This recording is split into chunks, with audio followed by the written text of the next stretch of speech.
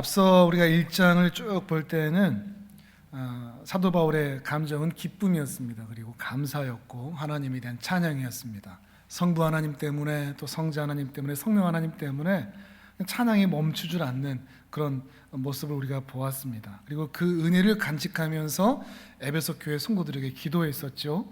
지혜와 계시의 성령님에게 간곡히 부탁하면서 육신의 눈으로만 모든 것을 바라보고 있는 이 에베소 성도들, 그리고 이 땅의 모든 신자들을 붙잡고서 지혜와 계시의 성령님이 찾아가 주셔서 세 가지, 그 부르심의 소망, 하나님께서 우리를 부르셨다, 그래서 우리가 누구인지를 깨닫게 해달라, 그리고 그 기업의 영광의 풍성함, 신자가 장차 받게 될 그 영광스러운 그 유산, 유업이 얼마나 놀라운지 깨닫게 해달라, 그리고 하나님의 힘의 위력, 하나님이 얼마나 지극히 크신 분이신지, 얼마나 크신 분이라고 그랬죠?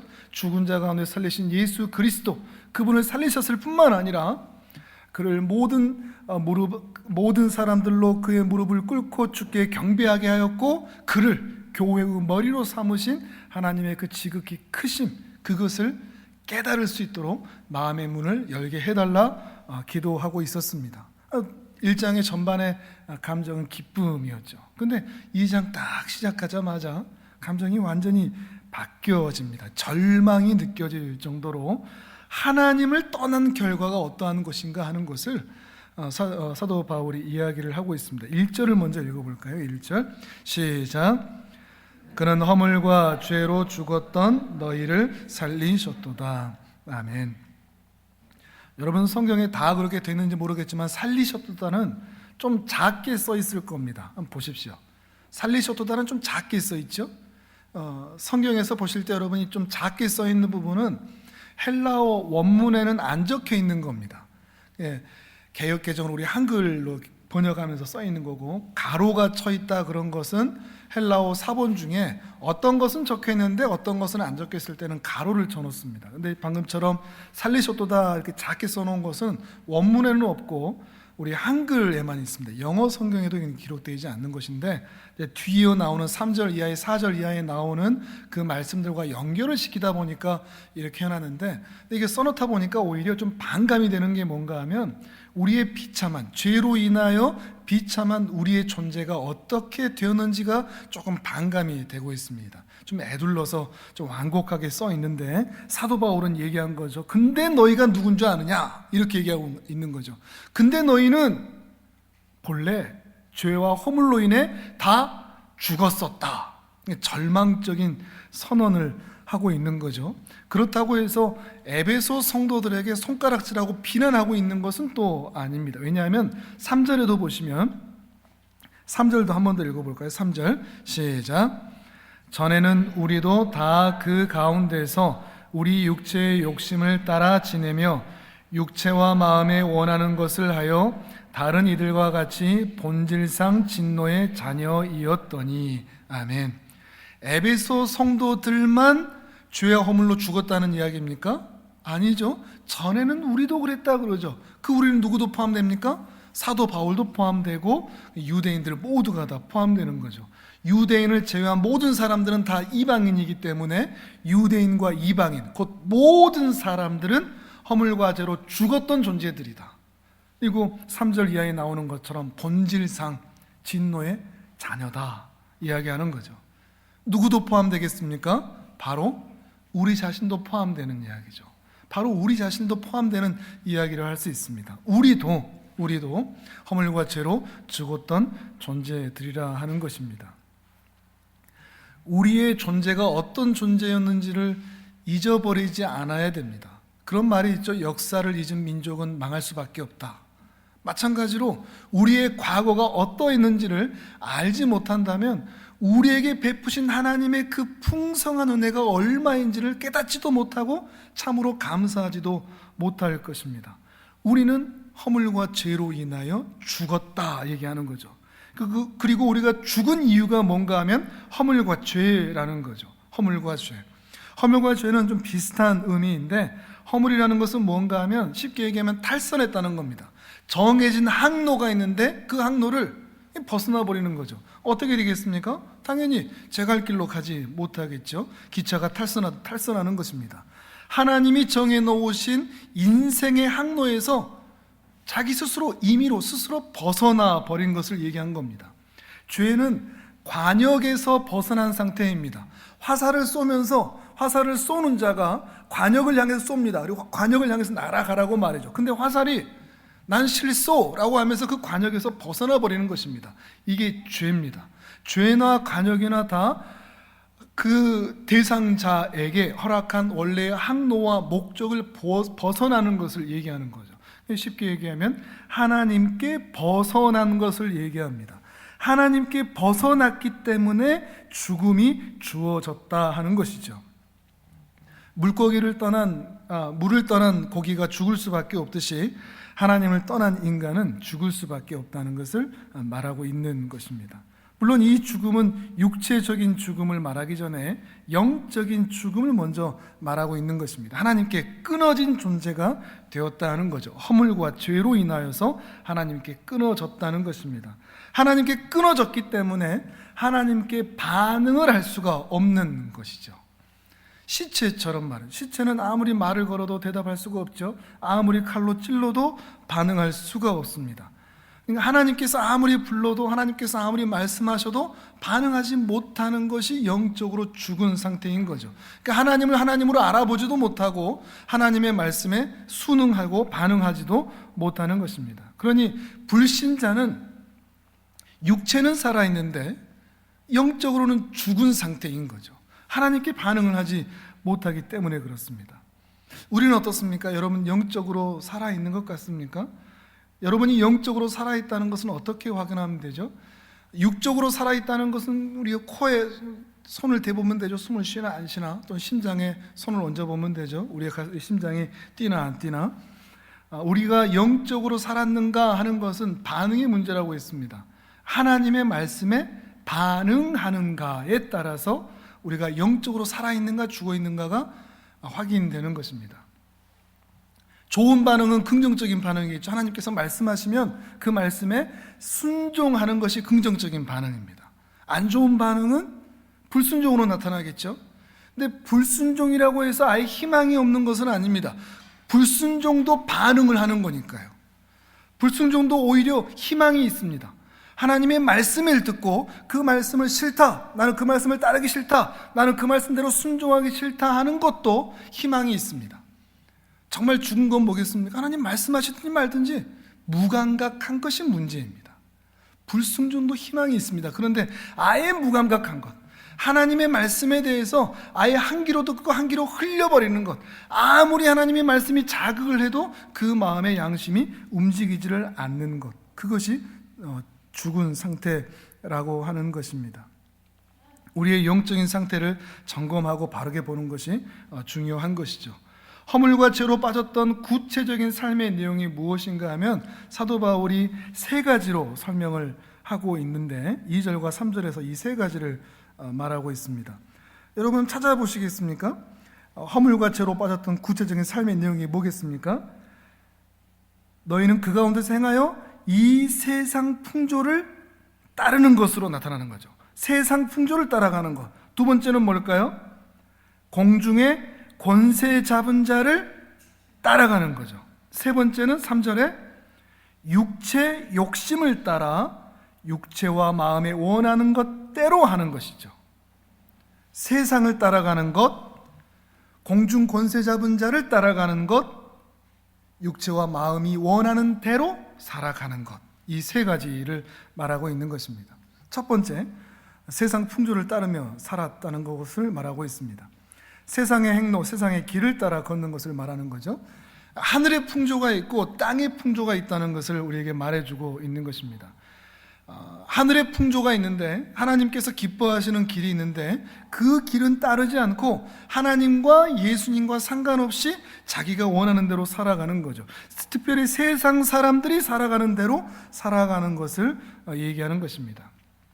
세상 사람들이 아름답다 하는 것, 세상 사람들이 좋다 하는 것, 그것들을 따라가는 것이죠. 그러나 하나님의 기준 앞에서 그것이 옳지 않은 것은, 이것은 세상 풍조를 따라가는 것이고 허물과 죄일 뿐인 것을 말하고 있는 것입니다.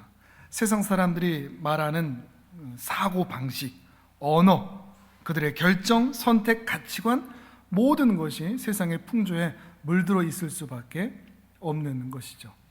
우리도 마찬가지입니다. 우리가 또한 기도했듯이 세상의 풍조를 따라갈 수밖에 없는 위치에 우리들도 있습니다. 우리가 기도했지만 연말이죠. 2019년을 마무리하면서 세상 사람들은 망년회를 합니다. 그러면 흥청망청하죠. 망년의 뜻이 뭐죠? 한 해를 잊어버리자는 거죠. 세상의 풍조입니다. 한 해가 너무 힘들었다. 그러니까 잊어버리자. 그리고 술로 또 노는 것으로 흥청망청 사는 것이죠. 근데 그리스도인들은 어떨까요? 잊어버려야 될 한 해일까요? 정말로 그리스도의 은혜로 하늘의 풍조로 살았다면 이 한 해가 감사투성이지 잊어버릴 것 투성일 수가 없습니다. 여러분은 어느 길로 쫓아가고 있습니까? 망년의 길로 쫓아가고 있습니까? 아니면 하늘의 풍조를 따라서 감사의 퍼레이드를 해나가고 계십니까? 우리도 알지 못하는 사이에 정신 바짝 차리지 않으면 세상 사람들이, 우리 옆에 사람들이 하는 말대로 우리의 마음이 따라가기가 쉽습니다. 세상의 풍조죠. 근데 이걸 통해서 우리가 뭘 깨닫는 거죠? 우리의 영적인 상태인 거죠. 허물과 죄로 죽어가는 그 모습에 나도 노출되어 있구나. 세상 사람들이 하는 말대로 나도 세상 풍조 따라, 세상 유행 따라, 세상의 노래 따라, 세상이 원하는 대로 따라, 옆에 사람들이 나에게 이끄는 데 따라 나도 따라가고 있구나. 이 모습을 우리도 확인할 수밖에 없는 것이죠. 두 번째죠. 공중의 권세 잡은 자를 따르며 산다 얘기합니다. 세상 풍조에서 벗어나지 못하는 이유가 뭐냐? 그 배후에 공중의 권세 잡은 자가 있기 때문입니다. 사단의 유혹을 따르기 때문이죠. 성령 하나님께서 그의 백성들을 위해서 열심히 일하시듯이 사단도, 이 공중의 권세 잡은 자도 정말 열심히 일합니다. 첫사람 아담 때부터 그를 유혹하기 위해서 일했던 것처럼, 욥을 충동질하여 일했던 것처럼, 그리고 예수님을 죽이기 위해서 가룟 유다를 충동질하였던 것처럼 사단은 지금도 이 세상에서 열심히 일하면서 사람들로 하여금 허물과 죄로 죽어가게 만들고 있습니다. 우리도 그 안에 노출되어 있는 거죠. 교회 안에도 마찬가지입니다. 사단은 계속해서 일합니다. 세상은 말할 것도 없고요. 세상의 문화, 영화, 음악, 인터넷, 무수한 그물들을 다 걸어놓고 사람들을 유혹하고 있는 거죠. 그 안으로 말이죠. 세상 사람들은 자기가 지금 사단의 그물 안으로 들어가고 있는지 모른지 사람들이 다 우르르 몰려가니까, 사람들이 다 그렇게 좋아하니까 따라가고 있는 것입니다.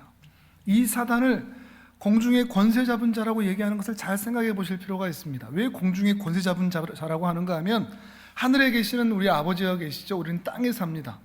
하늘과 땅에는 뭐가 있죠? 그 사이에는 뭐가 있죠? 공중이 있죠. 이 공중의 권세를 누가 잡았다고요? 사단이 잡았다는 거죠. 그러면 이제 우리나라는 그런 게 없지만 메뚜기 떼가 이렇게 다 지나가고 하는 그런 영상을 보면은 아예 흑암으로 변하지 않습니까? 그렇게 공중의 권세 잡은 자가 이 공중의 권세를 다 잡았기 때문에 한 땅에서 하늘이 보이지를 않습니다.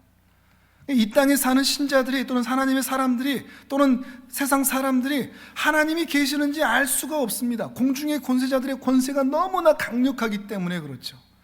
공중의 권세 잡은 자들이 온 세상 문화와 정치와 경제와 모든 것들을 다 휘어잡고 있기 때문에 그 중간지대에서 사람들은 하나님을 볼 수가 없는 겁니다. 사단이 쳐놓은 그 그물만 보고 그것을 따라갈 수밖에 없는 것이죠. 그러면서 불순종의 아들들 가운데서 역사하는 영이라고 표현을 하고 있죠. 계속해서 하나님의 말씀을 거부하게 하고, 하나님을 알아보지 못하게 하고, 더 순종하지 못하도록 어떻게든지 교회도 못 나가게 하고, 말씀도 못 듣게 하고, 믿음도 떨어지게 하고, 하나님의 말씀에 순종하지 못하도록 계속해서 사단은 그 공중의 권세를 꽉 잡고 놓아주지 않은 채 일하고 있다는 것입니다. 그 결과가 뭐냐? 사람들이 인생을 쭉 돌아보면서 그렇게 공중의 권세 잡은 자들에 의하여서 세상의 풍조를 따라가는 사람들이 나중에 하는 말은 뭔가 하면, 하나님 앞에 돌아왔다면 참 인생 낭비했다입니다. 사단이 하는 일은 뭐냐? 인생을 낭비하게 하는 겁니다. 허비하게 하는 거죠. 특별히 하나님 앞에서 말이죠. 하나님께서 정해놓으신 항로에서, 하나님이 정해놓으신 관역, 그 목적에서 벗어났을 때 허물과 죄로 살아가는 사람들이 마침내 겪을 수밖에 없는 마음의 심령의 상태는 낭비하고 허비하는 것입니다. 시간을 허비하고 체력을 허비하고 재정을 허비하고 살아가는 것이죠. 사도 바울은 이야기하죠. 먹든지 마시든지 하나님의 영광을 위해서 하라. 모든 순간을 하나님을 위해 살고자 하는 마음으로 붙들어 주는 것입니다. 여러분은 어떤 것 같습니까? 혹 허비하고 있는 것 같지 않습니까? 시간이 허비되고 있는, 재정이 허비되고 있는 일들이 있지 않습니까? 아니면 먹든지 마시든지 무엇을 하든지 어떻게 해서든지 하나님을 위해, 성공하든 실패하든 어떻게 해서든지 하나님의 영광을 위해서 살아가려고 하나님의 은혜를 붙잡고 있는가 하는 것입니다. 이것을 통해서도 우리 자신의 영적인 상태를 확인해 볼 수가 있다는 것입니다. 또한 세 번째는 이렇게 얘기하죠. 육체의 욕심을 따라 산다 얘기합니다. 3절을 다시 한번 읽어보겠습니다. 3절 시작. 전에는 우리도 다 그 가운데서 우리 육체의 욕심을 따라 지내며 육체와 마음에 원하는 것을 하여 다른 이들과 같이 본질상 진노의 자녀이었더니. 아멘. 육체와 마음이 원하는 것을 한다 그러죠. 육체와 마음이 원하는 것을 한다. 이게 세상 탓만 할 수는 없는 것이고 사단 탓만 할 수 없는 겁니다. 우리가 죄를 짓는 게 세상이 우리를 유혹하고 사단이 우리를 유혹할지라도 우리의 마음이 하나님께 가 있다면 넘어가지 않습니다. 근데 왜 넘어가느냐? 이 육체와 우리의 마음은 그 사단의 유혹이 달콤하게 들리는 것이죠. 우리 안에 그런 욕구들이 있습니다.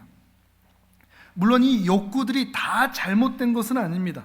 식욕, 수면욕, 성욕, 명예욕, 물욕, 이런 욕구들이 무조건 나쁜 것은 아닙니다. 정상적인 것입니다.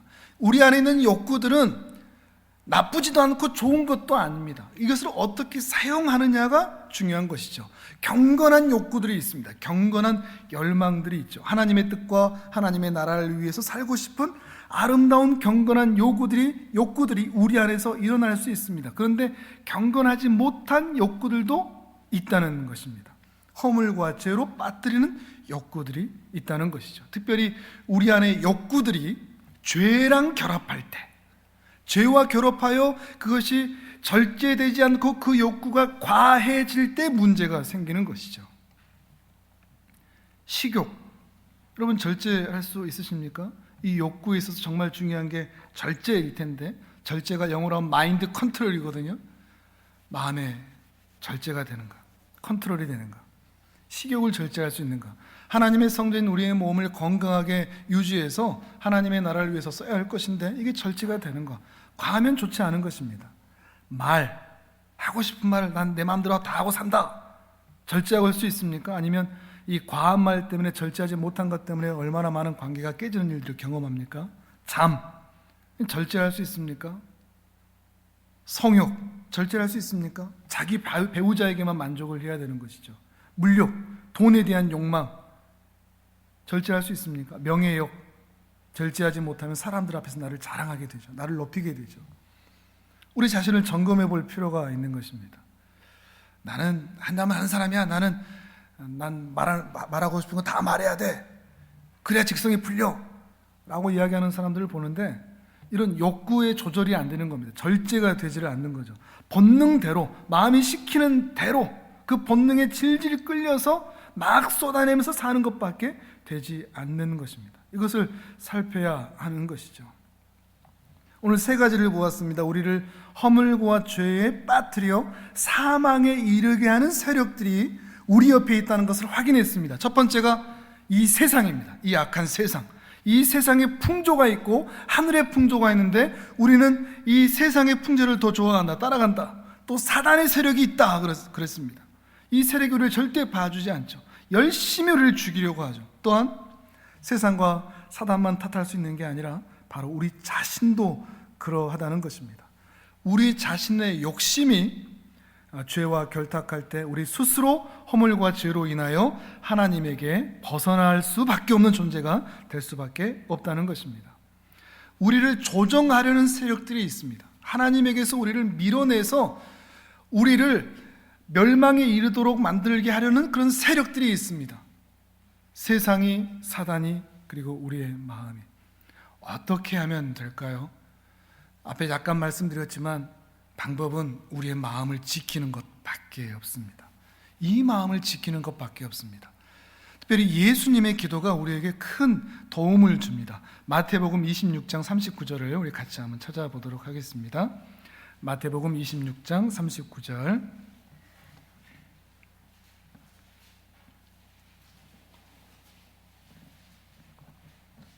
우리 자신의 소원을, 우리 자신이 원하는 것을 치열하게 거절하면서 하나님의 소원을 따라 우리 인생을 주관해 주시기를 간절히 소망하는 마음으로 기도하는 것이죠. 마태복음 26장 39절 우리 같이 읽겠습니다. 시작. 조금 나아가사 얼굴을 땅에 대시고 엎드려 기도하여 이르시되 내 아버지여 만일 할만하시거든 이 잔을 내게서 지나가게 하옵소서. 그러나 나의 원대로 마시옵고 아버지의 원대로 하옵소서 하시고. 아멘. 이 잔을 내게 지나가게 하옵소서. 사실 우리가 할 수 있는 기도 제목이기도 합니다. 이 세상의 유혹에 대해서, 풍조에 대해서, 그리고 사단의 유혹에 대해서 주님 이 잔을 내게서 지나가게 해주십시오. 그러면서 나의 원대로 마옵시고 내 마음의 정욕이 이끄는 대로 하지 않게 하시고 하나님께서 나에게 정해 놓으셨던 그 항로, 그리고 그 목적대로 갈 수 있도록 주여 나를 이끌어 주옵소서. 이것이 우리의 기도의 제목이라는 것이죠. 허물과 죄로 인하여서 탈선하고 그 목적지에서 벗어나는 것이 아니라 하나님께서 본래 나에게 정해 놓으셨던 그 항로와 목적대로 따라갈 수 있도록 주여 나에게 은혜를 베풀어 주옵소서, 아버지의 원대로 내 인생을 이끌어 주옵소서 하는 것이죠. 우리에게 방법이 없는 거죠. 하나님의 은혜만 구하는 것입니다. 어떻게 보면 참 무기력하게 보일 수도 있습니다. 그럼 우리가 할 수 있는 것은 아무것도 없다는 말이네. 맞습니다. 우리가 할 수 있는 것이 없습니다. 주여, 단지 이 마음의 소원대로 되지 않도록, 우리에게서 나오는 것은 100가지면 100가지 전부가 다 악한 것뿐이오니 주님 이 소원대로 되지 않게 하시고 내 마음의 소원은 다 거절하게 하시고 아버지의 원대로 내 인생이 갈 수 있도록 주여 나를 이끌어 주옵소서. 이것이 우리의 기도가 되어야 한다는 것입니다. 우리 한번 따라서 하시겠습니다. 나의 원대로 마시옵고 아버지의 원대로 하옵소서. 이 기도를 주님 앞에서 많이 하시고 주님께 순적하게 인도함을 받는 우리 사랑하는 성도님들의 삶이 되시기를 주님의 이름으로 축복합니다. 아멘.